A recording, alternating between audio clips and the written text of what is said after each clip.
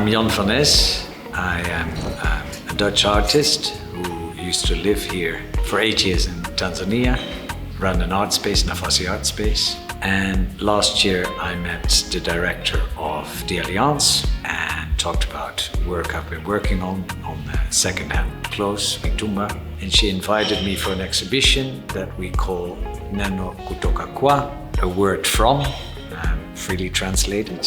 And that's an exhibition that is initiated by me, but I work close with a Tanzanian artist, Samwel Lazaro, Ofure Kitsutse Omere Kesi, a Tanzanian Nigerian artist who lives in South Africa, and a Zimbabwean curator, Mike Mavura, who have been worked before in Berlin and South Africa. Collaboration started with Ofure about a year ago, and we have been working on the theme of words that are written on textiles and clothes that we wear. I pick up clothes as part of my practice from the streets in the cities where I work and live, which has mainly been Amsterdam and Berlin. Lazaro has, I think, a very pleasant mindset that I understand. So I invited him to do this project together. I'm interested in the way we deal with actually our waste with second-hand clothes. As part of my practice in Europe, also I just said, I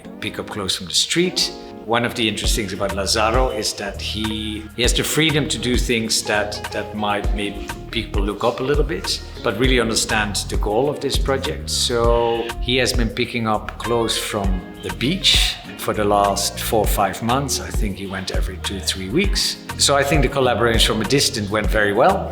And initially it was very much about the waste itself and how the process worked. But lately I've been more interested in the fact that on all these clothes and all these fabrics that are moving around, there are often words, images, and they are imported. I noticed that about 90% of all the texts are not in Dutch, but in English.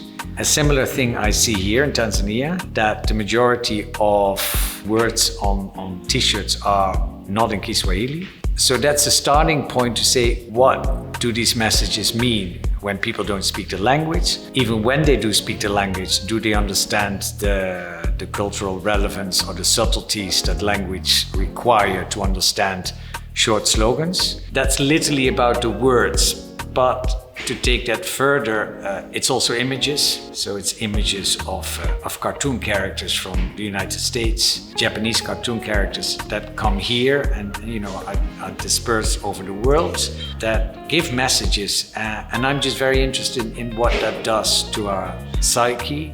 This idea that we constantly now walk around channeling messages and how that influenced the way we see the world. Come and explore it. It's a big space and there's a lot of work that you can delve and you can approach the topic from different angles.